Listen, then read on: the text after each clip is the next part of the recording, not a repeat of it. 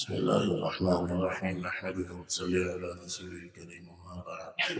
درس بخاری شریف میں دعاؤں کے بیان میں امام بخاری رحمہ اللہ نے ایک بار تسبیح کی فضیلت میں باندھا تھا، اور یہ تسبیحات اور اللہ کے ذکر کے ابواب دعاؤں کے بیان میں اس لیے باندھے ہیں کہ جو کثرت سے اللہ کا ذکر کرتے ہیں، تسبیحات کرتے ہیں، اللہ ان کی دعاؤں کو جلد سن لیتے ہیں۔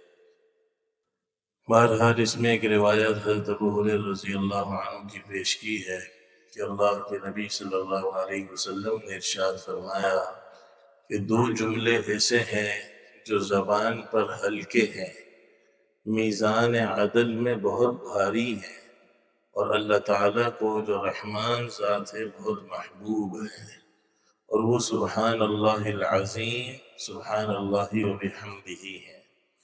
یہ حدیث امام بخاری رحمہ اللہ نے اس کتاب کے آخر میں بھی ذکر فرمائی ہے۔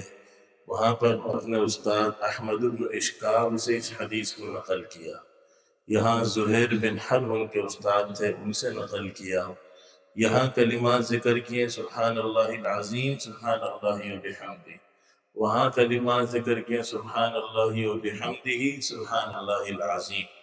تو جس انداز سے بھی پڑھا جائے، مقصد اللہ کی تسبیح اور اللہ کی تعریف ہے۔ اللہ کی تسبیح یہ اللہ کے صفاتی نام، علامہ کرمانی فرماتے ہیں دو قسم کے ہیں۔ ایک ہے اللہ کے صفاتی نام جو عدمی ہے، یعنی اللہ سے ہم نفی کرتے ہیں، لا وزیر لہو لا مثل لہو لا مشیر لہو لا نظیر لہو، کہ اللہ کا کوئی نظیر نہیں ہے، کوئی مثل نہیں ہے، کوئی اولاد نہیں ہے۔ یہ تسبیح کہلاتی ہے، اللہ کو ہر عیب سے پاک کرنا، یہ صفات جلال کہلاتی ہے۔ اور دوسرا صفات اکرام ہے، صفات وجودی، تبارک اسم ربک ذی الجلال والاکرام۔ اللہ نے سورہ رحمان کی آخری آیت میں اپنی دونوں صفات کی طرف اشارہ کیا۔ جب بندہ سبحان اللہ وبحمدہ سبحان اللہ العظیم کہتا ہے، یا سبحان اللہ العظیم سبحان اللہ وبحمدہ کہتا ہے، تو گویا وہ اللہ کی تمام صفات جلالی اور صفات اکرام کا اللہ کی وہ ذکر کر لیتا ہے، جس سے اس کے دل میں اللہ کی محبت اور اللہ کا خوف پیدا ہو جاتا ہے۔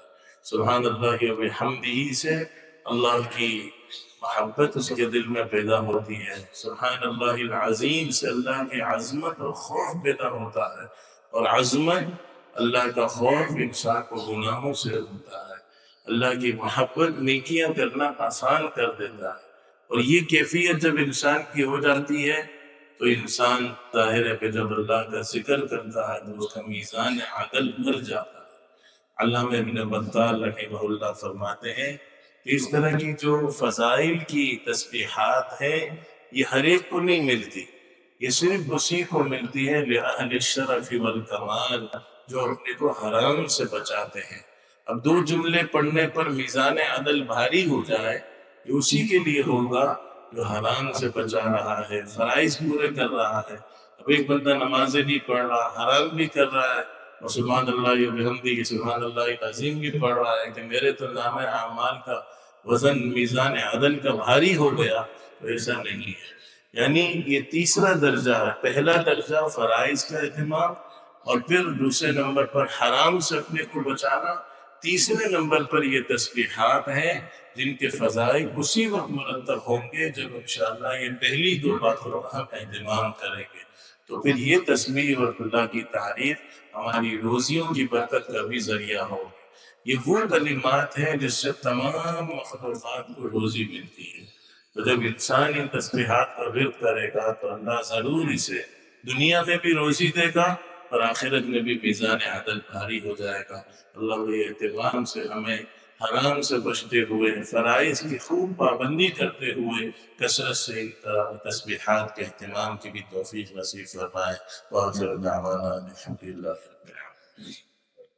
اللهم لك الحمد كله ولك الشكر كله، اللهم أعنا على ذكرك وشكرك وحسن عبادتك، يا حي يا قيوم برحمتك نستغيث، أصلح لنا شأننا كله ولا تكلنا على أنفسنا طرفة عين، اللهم اصلح لنا ديننا الذي هو عصمة أمرنا، اصلح لنا دنيانا التي فيها معاشنا، اصلح لنا آخرتنا التي فيها معادنا، واجعل الحياة زيادة لنا في كل خير، واجعل الموت راحة لنا من كل شر.